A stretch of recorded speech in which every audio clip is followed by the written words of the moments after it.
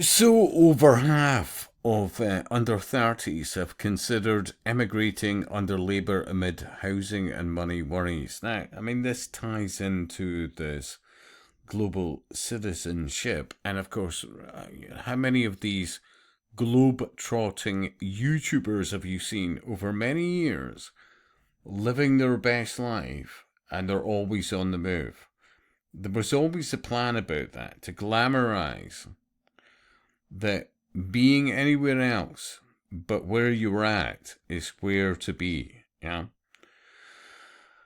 there's an awful lot of effort involved in this, and I would argue this has been going on for a very long time. I mean, remember, this for many within that age group, and let's be honest, for many people out with that age group, if they had the money, I get it. Absolutely. I can see it.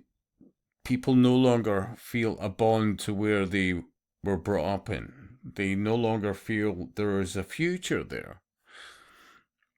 And you may see this as over the top, but I look at Ireland, for example, and, historically, the Great Famine, yeah.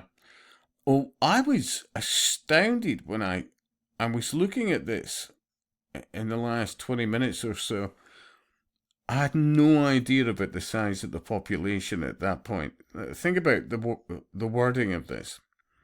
So the worst year of the famine was 1847, which became known as Black 47. The population of Ireland on the eve of the famine was about 8.5 million. Think, what? Seriously? I mean, look, you need to look at eugenics. You need to look at why the hell, you only go back a few decades, and the average family was having 4, 5, 6, 7, 8, honestly, children, yeah? And the eugenics brigade go, but, many of them were dying. But why would they die? There's nothing new about this when you look into the diet and when you look at their exposure. I mean, most water tanks, believe it or not, up until a few decades ago, were made from lead. Even although the occultists, the scientists, the universities, the fonts of knowledge knew that creating water tanks out of lead, well, they knew it would leach into the water.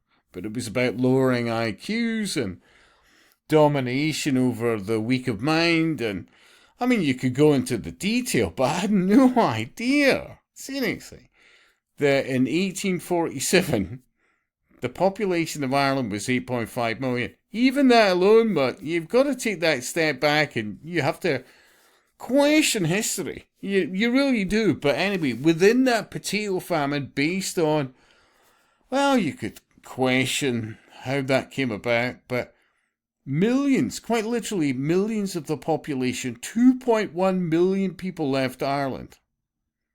Think about it, between 1845 and 1855. Yeah. Based on a high stress situation that you have to question. And here we are again. Think about this. And people in Ireland must be noticing something similar over there. Think about this. Over half of under 30s have considered emigrating under Labour. But if Conservatives were in, it'd be the same thing. Remember, direction of travel. Most people don't look at them as, Masons, occultists. And once you get your head round that, all becomes clear. Seriously. We have been born into a system that has been the ongoing direction of travel based on an occult belief system. Seriously.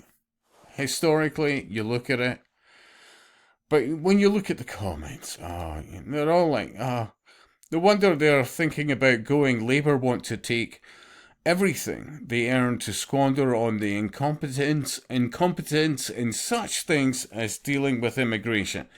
Leave while you can. Run, enjoy life somewhere else. The UK can offer you nothing. I mean, they're playing into it. You know, oh, fuck. Honestly.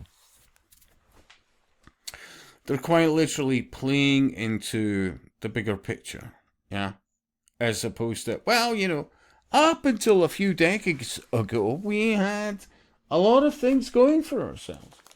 And if you get back into, well, looking into that recent past and making an effort to look into how people were living at that time, you may find benefit from it, yeah? As always, I could do a better job, but when you look at the fuckery on steroids, I'll repeat, people might think I'm harsh going, but you look at what happened in Ireland, but it is history repeating itself towards a bigger goal. There's no two doubts about it, yeah? And so few people see that, that's all I'm saying.